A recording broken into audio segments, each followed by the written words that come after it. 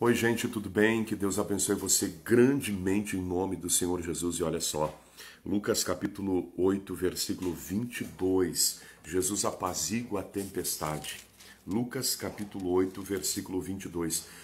É muito importante que você entenda não a questão da falta de fé dos discípulos, mas o que o Senhor Jesus fez, como ele procedeu, como ele agia diante das adversidades. Então, o que realmente importa para nós é como o Senhor Jesus se comportava em meio às piores adversidades que ele enfrentou. E aí entra a questão: ele é o nosso modelo que nós devemos seguir, ele é o nosso modelo de vida, de fé, de padrão. O Senhor Jesus é o nosso modelo de ser humano. E uma coisa importante, quando ele estava na forma humana, como ele procedia diante das adversidades. Então, quando nós temos o relato em Lucas capítulo 8, versículo 22, Jesus apazigua a tempestade. Olha só o que diz. E aconteceu num daqueles dias, entrou num barco com os seus discípulos e disse-lhes, olha o que o Senhor Jesus falou: passemos para a outra banda do lago. Passemos para a outra banda do lago. 7 palavras. Quer ver uma coisa? O que o Senhor Jesus falou é o que iria se cumprir, independentemente do que viria contra eles.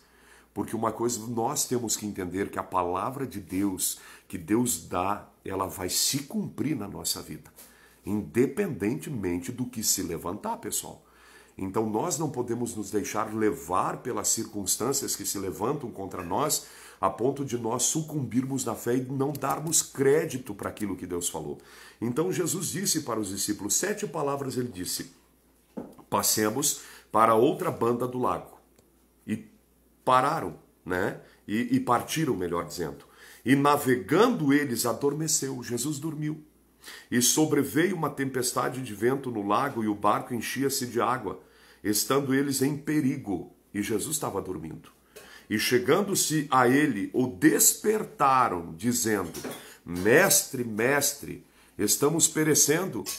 E ele levantando-se, repreendeu o vento e a fúria da água, e cessaram, e fez-se grande bonança. E disse-lhes: onde está a vossa fé? Olha que interessante. E eles, temendo, maravilharam-se, dizendo uns aos outros: quem é este que até os ventos e a água manda e lhe obedece? Então, o princípio não é aquilo que Jesus falou para a tempestade e para o mar, mas é aquilo que ele falou anteriormente. O que nós temos que estudar e meditar muito é naquilo que Jesus falou anteriormente. E a postura do Senhor com relação ao quê? Ao que eles iriam enfrentar, digamos, na trajetória de sair de uma banda do lago para outra banda. Ou seja, Jesus ele foi muito claro, ele disse: passemos para outra banda do lago. Ponto final. Ou seja, nós vamos passar. Quem se levantar contra nós vai perder tempo. Quem se levantar contra aquilo que eu disse, em outras palavras, é o que Jesus está dizendo, vai naufragar, porque eu não vou naufragar, porque eu dou a última palavra. E aí que entra a questão da fé que nós devemos ter, porque Jesus ele é o que dá a primeira palavra na nossa vida e a última.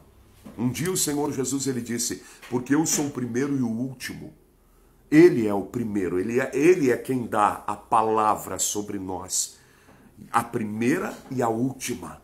E aí eu resumo tudo numa palavra. Presta atenção nisso. Sabe quem disse para você nascer? Sabe quem disse nasça? Foi o próprio Deus. Ele desejou o teu nascimento. E sabe quando nós vamos sair da terra? O dia que Deus quiser.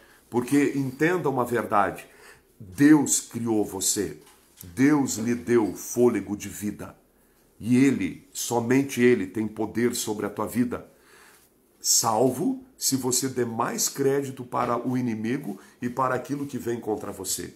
Agora, se a tua fé tiver conforme Cristo, conforme a palavra de Deus, e você crê naquilo que o Senhor Jesus disse, meu irmão, coitado de quem se levantar contra você.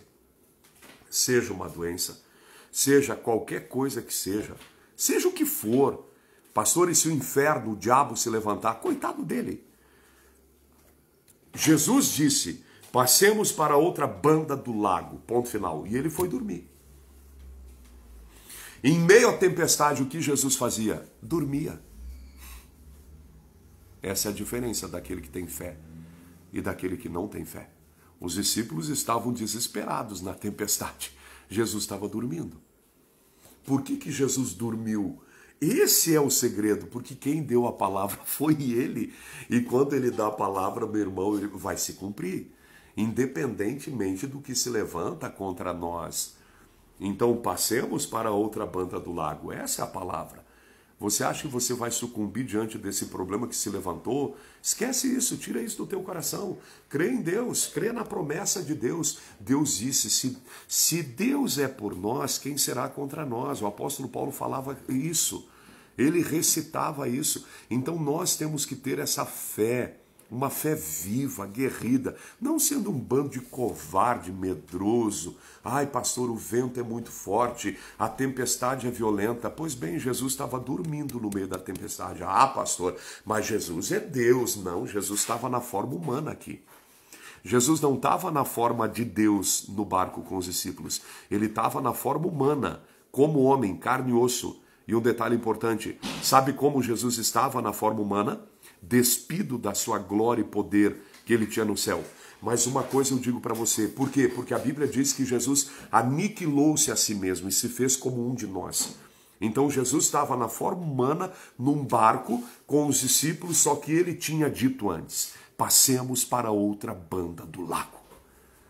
E por que se cumpriu a palavra de Jesus? Porque ele era um com o Pai.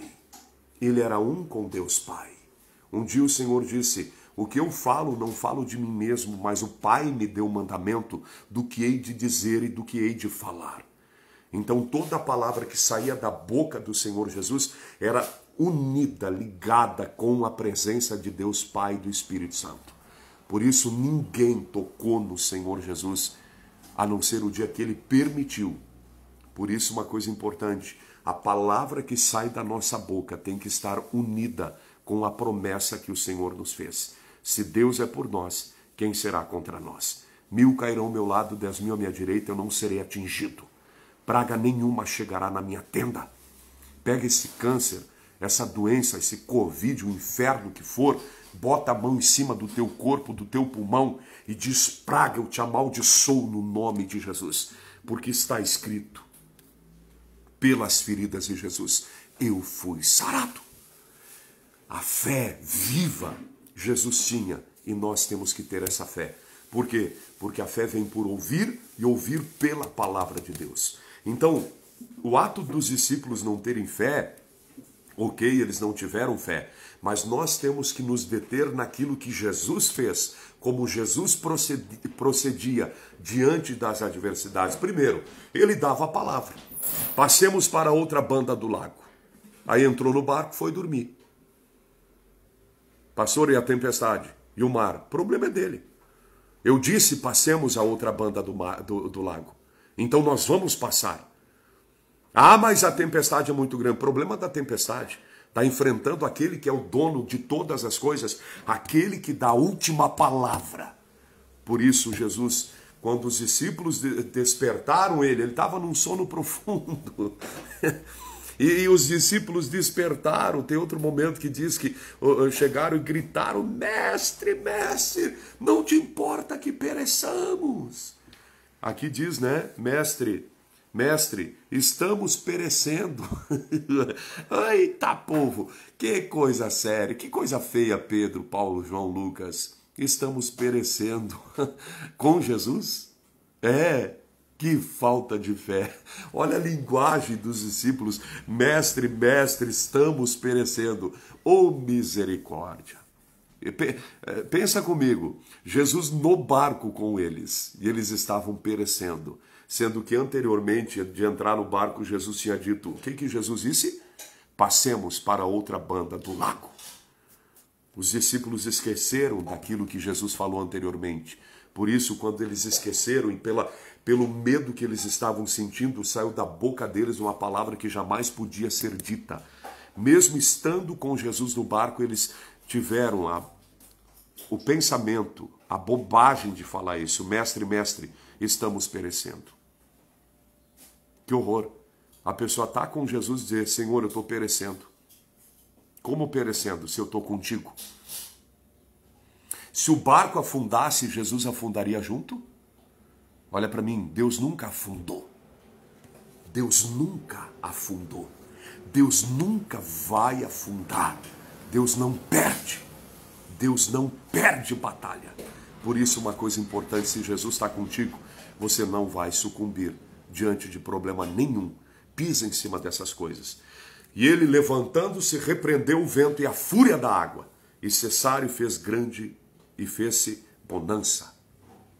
E disse-lhes, onde está a vossa fé? Então o que Jesus fez? Tem outro evangelho que diz, Jesus disse, cala-te e aquieta-te. Duas palavras para o vento, cala-te. Cala-te para o vento e aquieta-te para o mar. Só isso. Primeiro Jesus dá 7 palavras, passemos para a outra banda do lago. Depois, quando vem o vento e o mar, cala-te e aquieta-te. Que fé extraordinária. Isso é fé.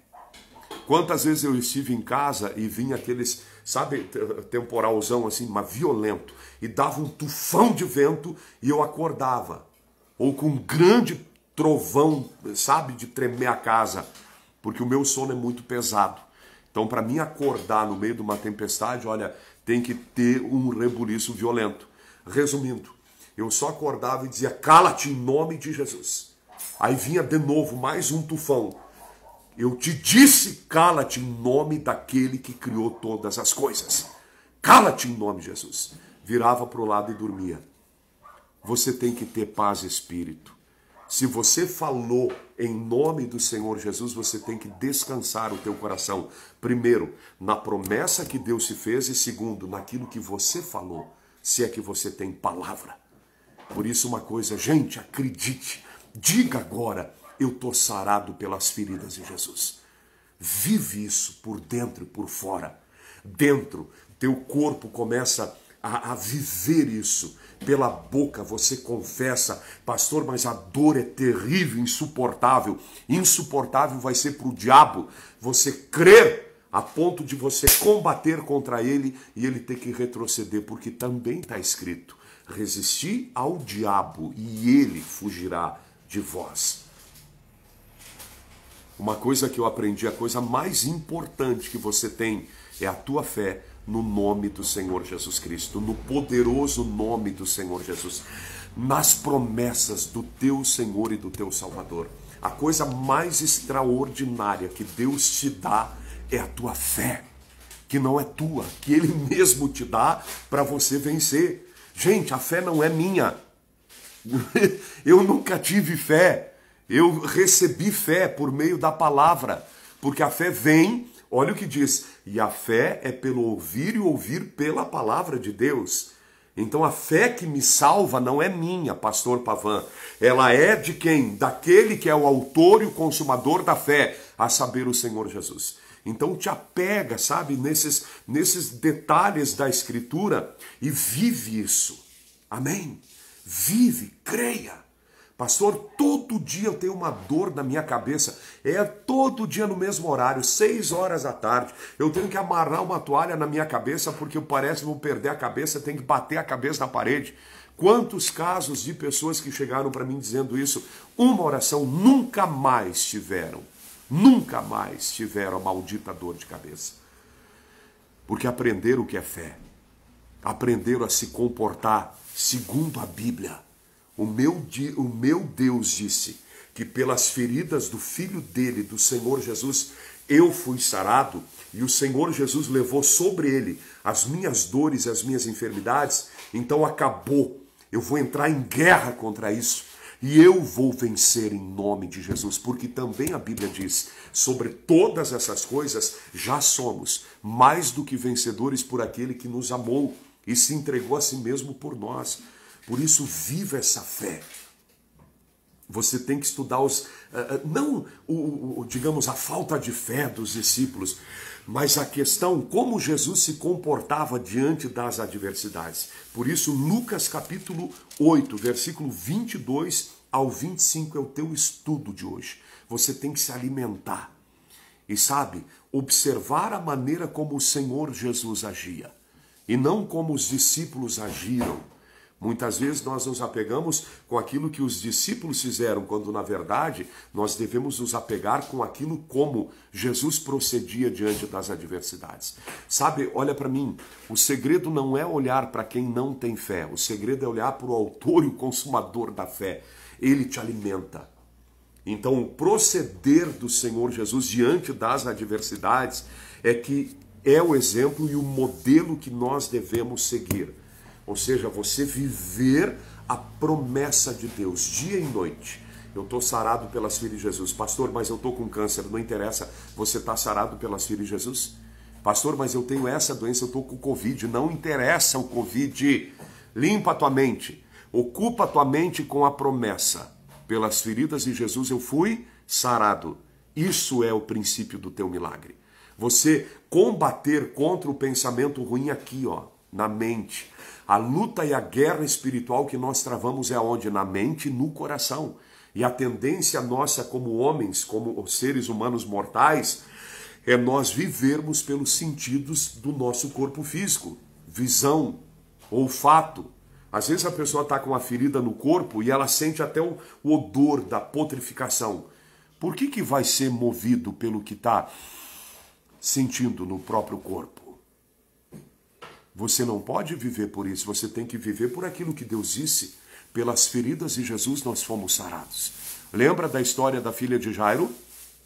Ou melhor, lembra de Lázaro, 4 dias podre na sepultura. Jesus disse: ah, Pai, obrigado por me ouvir. Eu falei isso para que a multidão saiba que tu me enviou. Porque eu sei que o Senhor sempre me ouve. Oh, glória!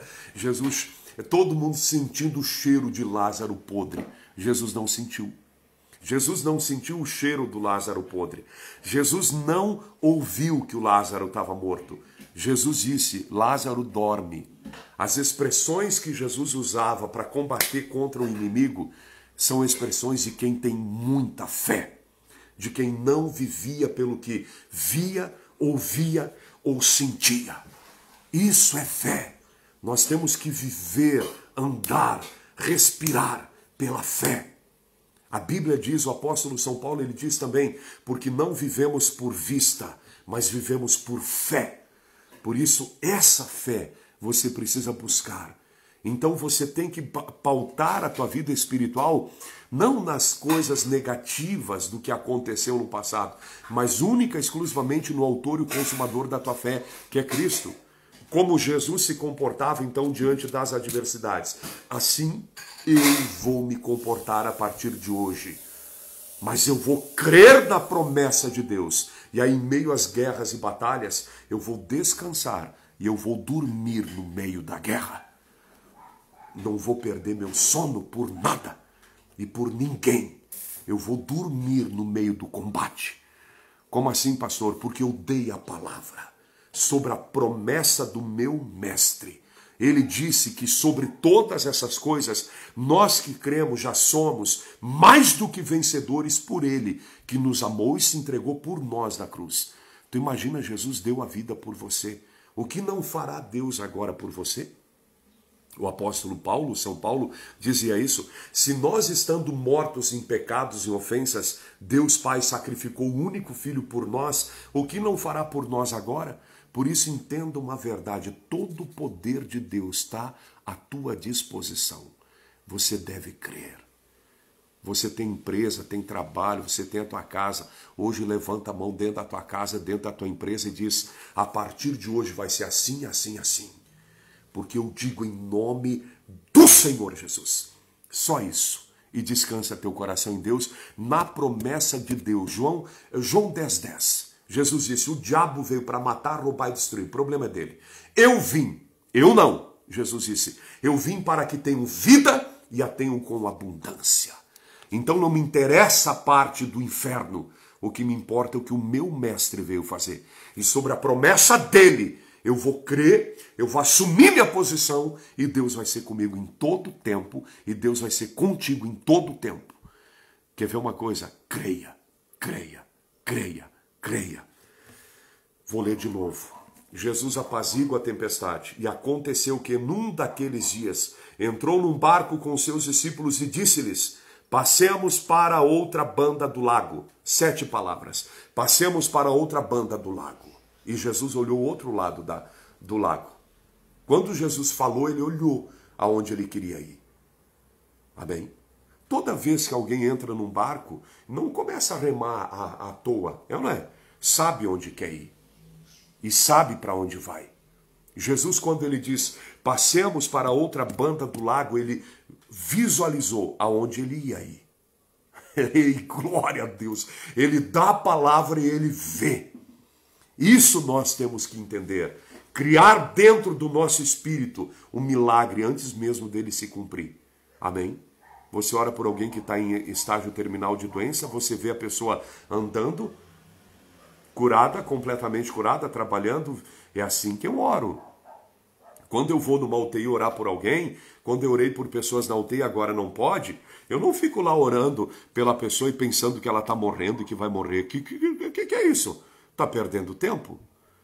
Pelo contrário, quando eu orei, quando eu oro por alguém, até pessoas que estão numa UTI agora, que pede oração de Covid, sei lá mais o quê, eu não fico ali olhando para a pessoa que está com Covid, com uma doença. Para mim não interessa a doença, e não importa como ela esteja no estágio da doença, o que me importa é o que a palavra de Deus diz, pelas feridas de Jesus nós fomos sarados. O que me importa é o que eu vou ver dentro do meu espírito, no meu espírito, e o que sair da minha boca. Isso vai determinar o milagre. Eu não posso orar por alguém que está acamado e não ver a pessoa andando. Eu não posso orar por alguém que está num leito de morte e aí ver a pessoa no caixão. O que adianta?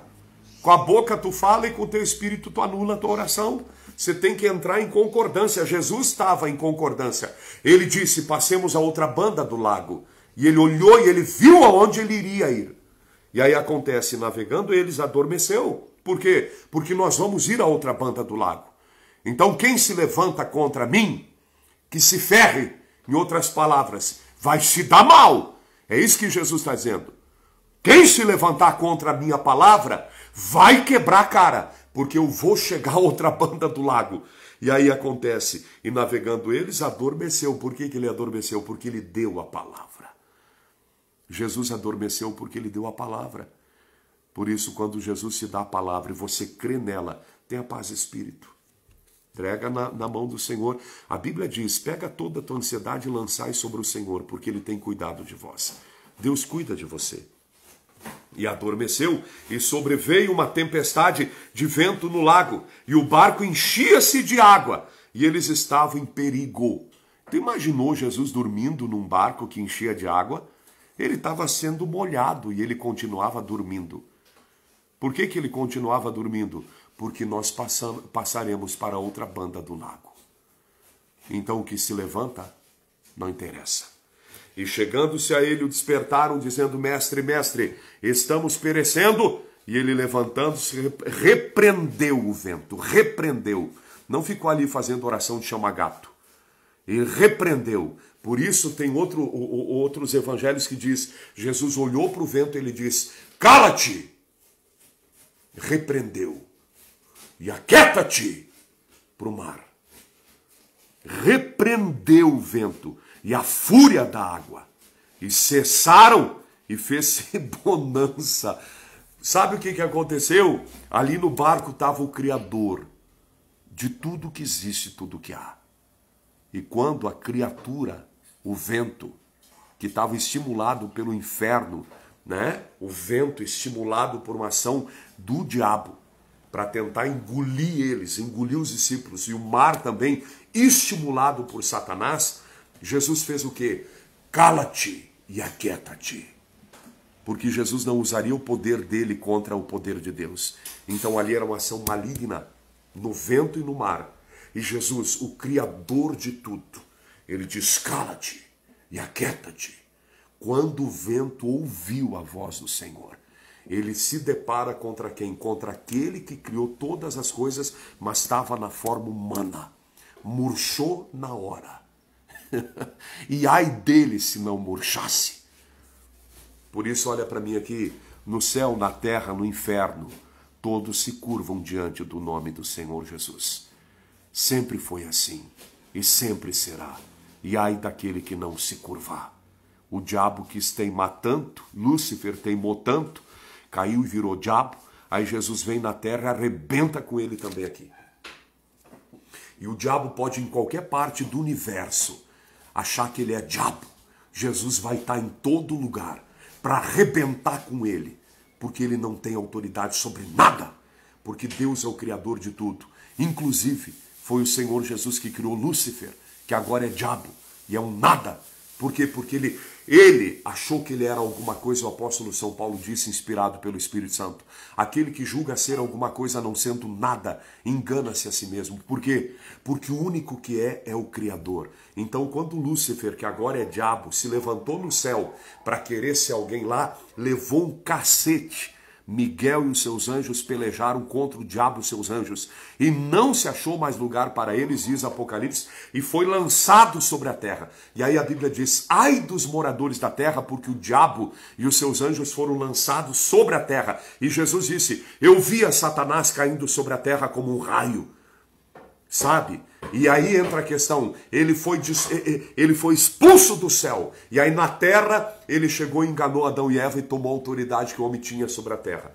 Mas Jesus um dia, lá em cima ainda, lá no Jardim do Éden, quando Deus viu que o homem caiu, Deus deu uma promessa assim, dizendo, Satanás, da mulher vai nascer aquele que vai pisar na cabeça da serpente.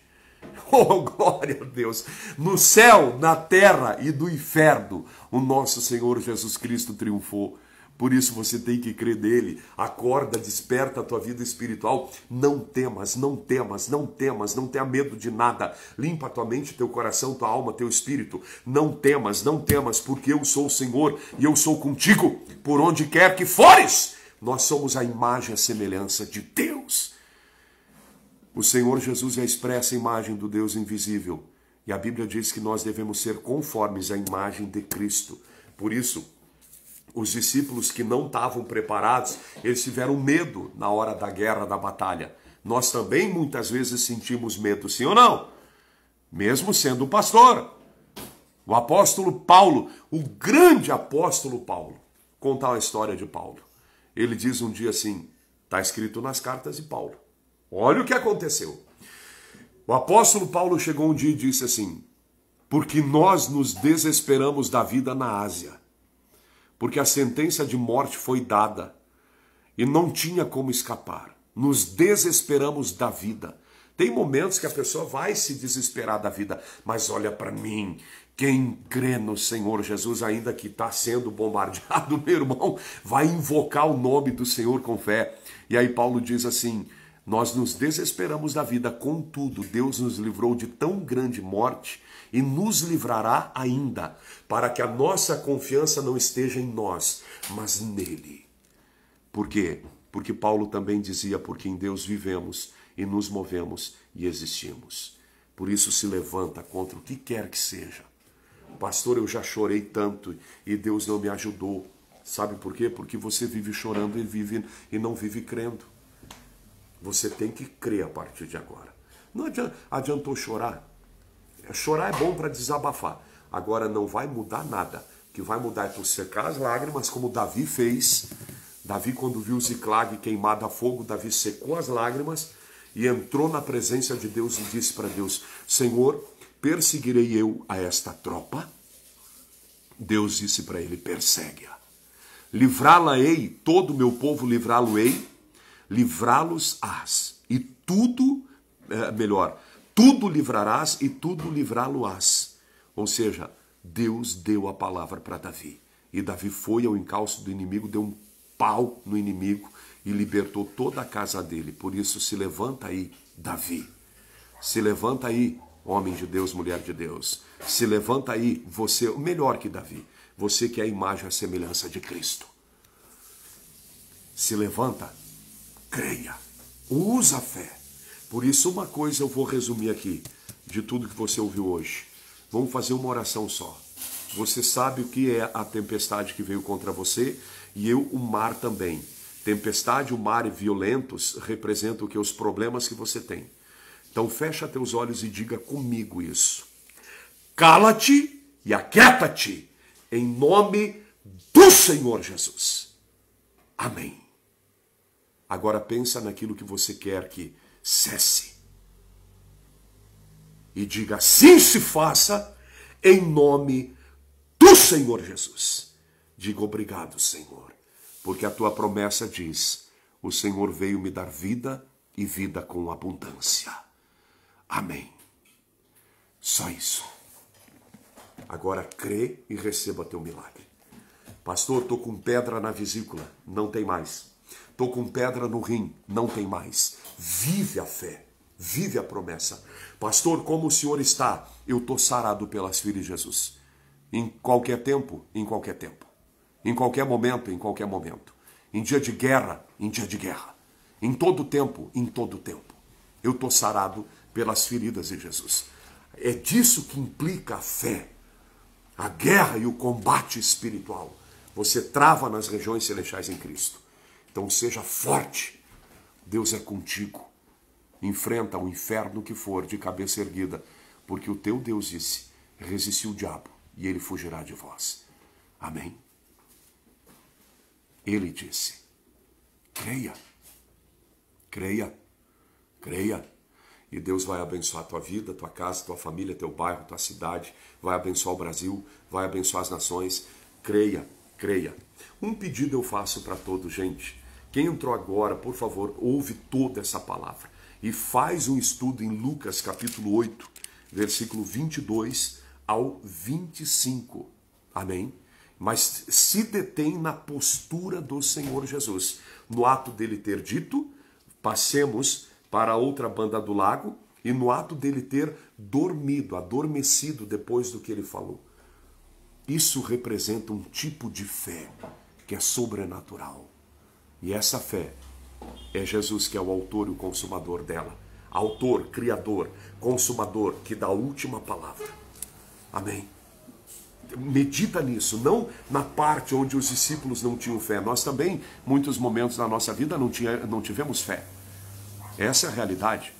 Mas eu preciso focar a minha vida, meu modelo de ser humano é Cristo. Não é Pedro, Paulo, João, Lucas, ninguém. Meu modelo de ser humano é o Senhor Jesus Cristo. Ele foi o modelo de Paulo, ele foi o modelo de Pedro, de Lucas e João, de todos os santos apóstolos.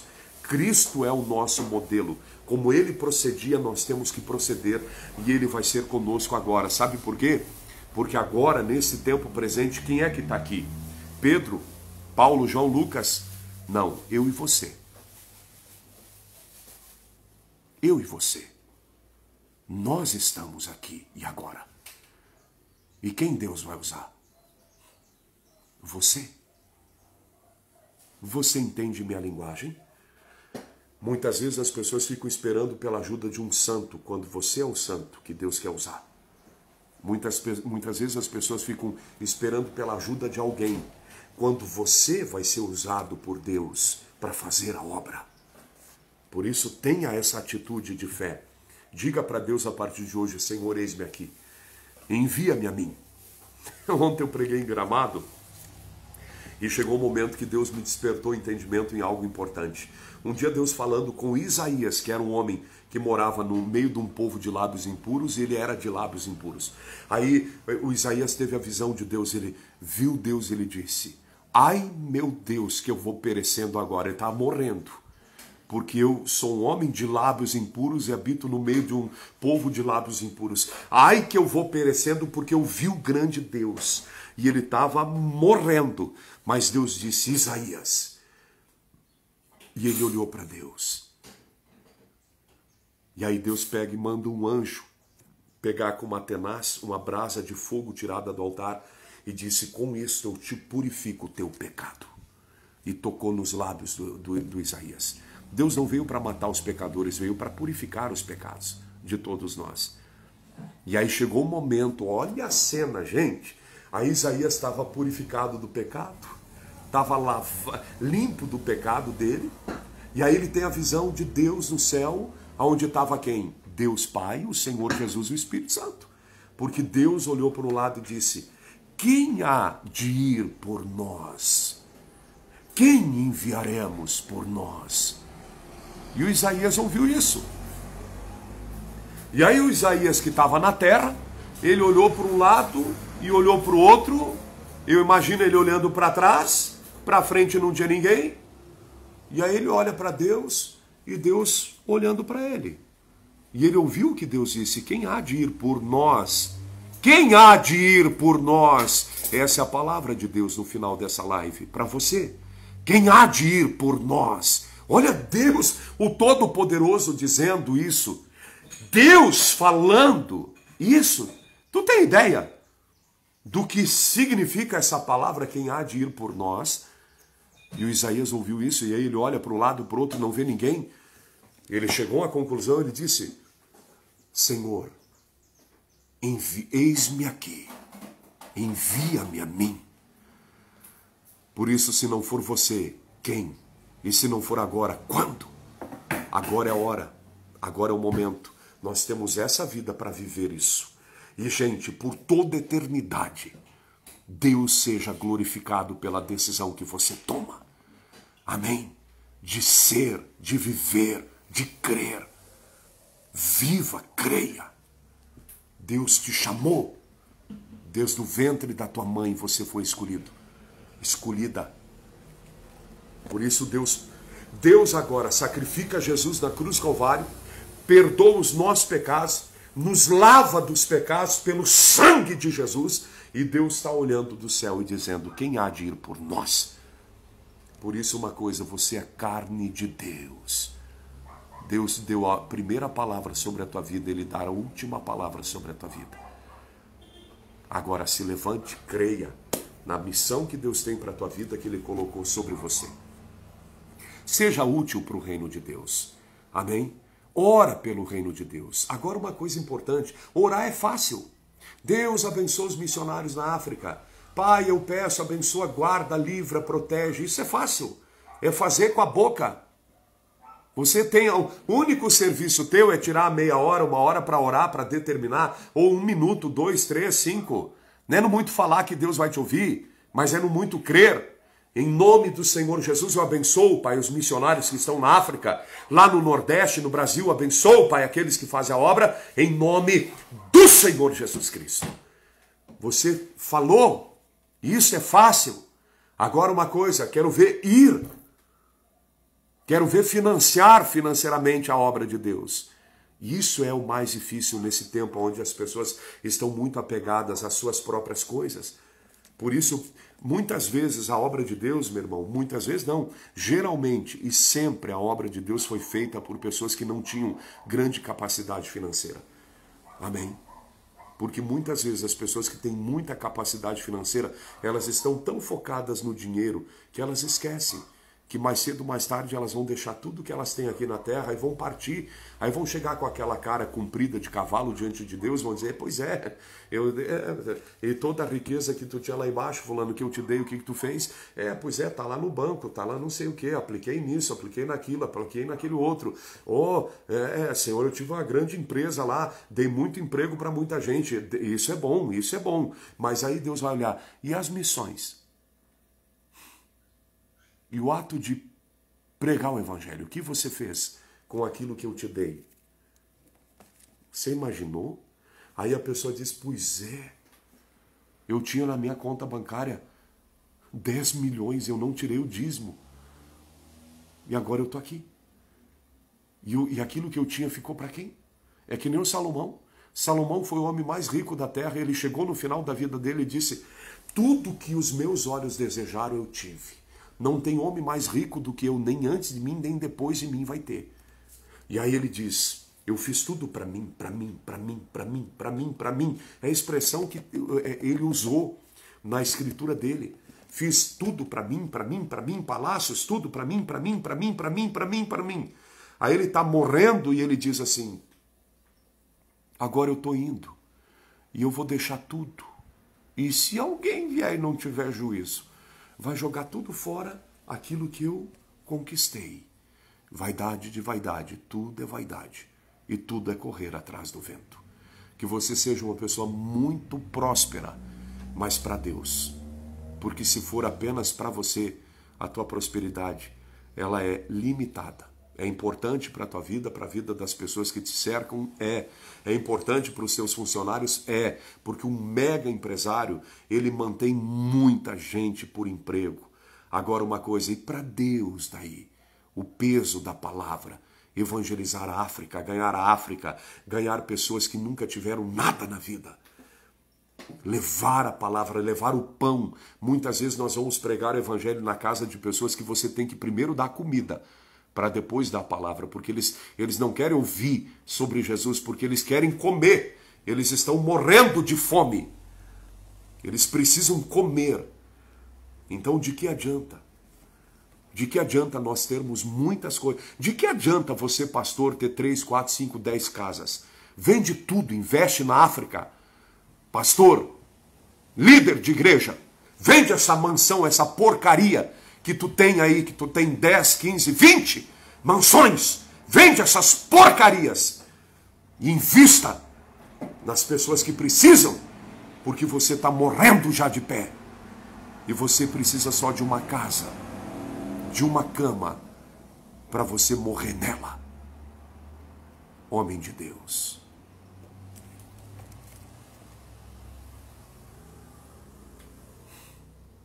Homem de Deus. Você é homem de Deus. Então faça o que Deus te manda, porque está na Bíblia. Não, pastor. Deus diz que vai nos dar 100 casas. Sabe o que são 100 casas, cabeção? São as igrejas que você vai abrir para abrigar as pessoas que você tem que ganhar para o reino de Deus. A recompensa, meu irmão, a maior recompensa que a gente pode receber, sabe o que é?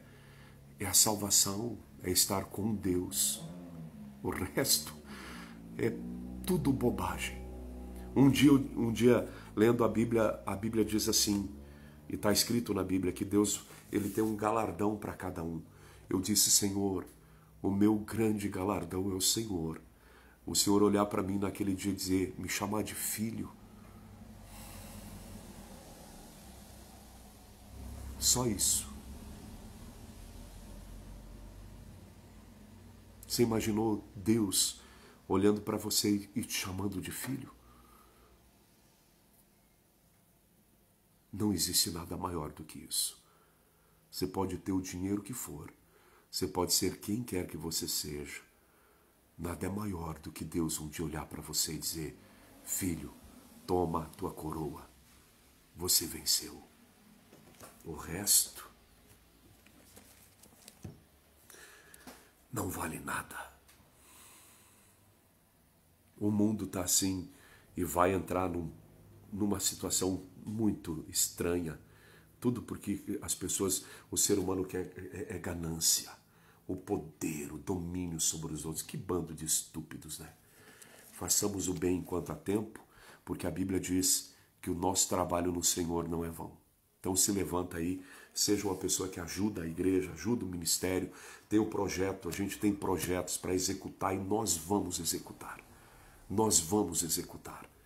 Quem deseja, sente no coração o desejo de se unir, entre em contato conosco, faça parte, viva isso. Seja útil para o reino de Deus. E não faça de Deus alguém útil para você. Sabe o que é melhor do que ser servido? É servir. Oh, glória a Deus. No dia que você entender isso, você vai crescer muito espiritualmente. Sirva a Deus. Não se sirva apenas de Deus. É bom se servir de Deus, porque Ele cura, liberta, prospera, Ele dá vida, Ele abençoa. Agora, depois que você tem vida da parte de Deus, a coisa mais importante é você servir a Ele e não viver se servindo apenas. Sirva a Deus, você foi chamado para servir. Toda pessoa que é salva, de fato e de verdade, ela serve a Deus. Todo aquele que é convencido e que se ilude no ato de dizer, não, eu sou de Deus e vou ser salvo, Ele vive a vida toda se servindo de Deus, da oração, da fé no nome de Jesus, do poderoso nome de Jesus. Para quê? Para ser curado, para ser liberto, para ser próspero principalmente. E quando Deus precisa em parte, porque a obra na terra é dele, não é dos homens. Ai, pastor, muitas vezes eu ouvi pastor dizendo assim: Deus não precisa de dinheiro, então por que tu pede dízimo e oferta cabeçudo? Então não pede nada. A obra é dos homens ou é de Deus? O ato de pregar o evangelho é um ato humano ou é Deus que mandou os homens pregar? O ato de nós irmos, e isso é mandamento de Deus, alcançar os pobres, pregar a palavra para aqueles que são rejeitados pela sociedade. Porque Jesus veio para quem? Para os humildes e rejeitados. E aí entra um detalhe: todo aquele que era de Deus e estava na alta sociedade, quando viu Jesus, a pessoa disse: esse cara eu vou seguir. E como teve gente da alta sociedade que seguiu Jesus e foi salvo. Por quê? Porque Jesus ele agia no meio de quem? Dos pobres. Pobre de espírito e pobre de dinheiro. 2 vezes na Bíblia está escrito que Jesus multiplicou o pão e o peixe. Sabe por quê? Porque Jesus andava no meio de um grupo de pessoas que ele tinha que dar de comer. E nós, igreja, nós andamos no meio de quem? Daqueles que comem de manhã, de tarde e de noite, daqueles que têm muito dinheiro, e não vamos andar no meio daqueles que não têm nada. Qual é a visão da igreja? Ah, pastor, é que eu não posso, eu sou pastor e eu não posso vender as coisas que eu tenho para investir no reino de Deus. Hipócrita. E aí pede para os outros fazerem? Hipócrita. Venda a casa e dá na igreja. Mas você que é pastor não vende a tua e dá. Faça o mesmo. Deus abençoe a todos. Não me interessa os outros. O que importa é o que a gente vai fazer. Amém? O que importa é o que nós vamos fazer. Deus abençoe todos. E um dia Deus vai julgar todos nós. Por isso tem misericórdia de nós, Senhor. Porque pecamos por boca, por palavra, por atitudes, por visões. E Deus, muitas vezes pecamos até por falar dos outros. Julgar os outros. Glória a Deus. Mas uma coisa eu digo para você. Você que é pastor, que tem uma liderança de uma igreja, quanto dinheiro tu precisa para você viver? Te alegra pelas coisas que Deus te deu. E não faz do evangelho uma coisa onde você quer enriquecer. De que adianta? Eu, como pastor, por exemplo, tenho 2, 3, 4, 5 casas. Durmo numa só. Pega algumas casas e dá para famílias que precisam, então. Deus vai ser contigo. Sabe por quê? Vou terminar aqui, ó. 1 João 3,17. Oh, glória! Isso aqui vale, sabe para quem primeiro? Para quem prega a palavra. 1 João capítulo 3, versículo 17. O 16. Conhecemos o amor nisto, que ele deu a sua vida por nós e nós devemos dar a vida pelos irmãos. Amém? Quem, pois, aí ele explica o que é dar a vida pelos irmãos. Quem, pois, tiver bens do mundo, dinheiro, vendo seu irmão necessitado, passando fome, frio, e lhe cerrar o seu coração, como estará nele o amor de Deus? Meus filhinhos, não amemos de palavra nem de língua, mas por obra em verdade. E nisto conhecemos que somos da verdade. E diante de Deus, asseguraremos o nosso coração. Eu, como pastor, eu não sou reconhecido diante de Deus por expulsar demônio e curar enfermo. Tudo é feito pelo nome de Jesus. E a fé que eu tenho para isso, foi Ele que me deu. Entende? Sabe, gente, quando eu li isso aqui, a Bíblia está dizendo que o ato de você compartilhar a parte financeira que Deus te dá com aqueles que não têm nada, é nisso que você é reconhecido como sendo de Deus. Não é no ato de expulsar demônio e curar enfermo, porque Jesus mesmo disse, naquele dia muitos vão dizer, mas Senhor, expulsamos demônios e curamos enfermos no teu nome. Jesus vai dizer, eu não conheço vocês. Afastai-vos de mim, vós que praticais iniquidade. Então, muitas vezes o evangelho está sendo blasfemado pelo mundo por culpa justamente daqueles que se dizem que são de Deus. Essa é a realidade. E Pedro falou que nos últimos tempos se levantariam pessoas que fariam do povo negócio por dinheiro, com palavras fingidas, mas fariam tudo por dinheiro. A árvore se conhece pelo fruto que ela produz. Qual é o fruto do pregador? Ajudar os pobres. Está na Bíblia. Qual é o fruto da igreja? Revestir parede de ouro? Não. Pegar o ouro das paredes que tem a igreja e dar aos pobres. Porque nisto você é reconhecido como filho de Deus. Não no ato de você dizer que é pregador do evangelho, que deita e rola sobre o diabo, e aqui eu amarro todo demônio. Meu irmão, eu já fiz oração por pessoa que estava com um demônio que manifestou na hora do culto, sem mão humana, só pelo poder da palavra. E a pessoa ser expulso, aquele demônio, a pessoa ser liberta. Isso é Deus fazendo a obra. Agora, o ato de você amar o teu irmão se representa única, exclusivamente em 1 João 3, 16 ao 18. Leia nisso. É nisso que se caracteriza o amor para com os irmãos. Não é orar. Pastor, eu estou com fome. Pai, em nome de Jesus, eu abençoo o fulano e Deus ajuda ele para que ele coma. Tu acha que Deus vai ouvir esse tipo de oração, sendo que Deus te deu condição para você ajudar a pessoa? Ai, lamber sabão. Tchau, Deus abençoe. Deus abençoe. Eu não vou ficar mais porque eu me irrito com isso. Deus abençoe. Deus abençoe. Nós temos que cuidar do nosso próprio nariz.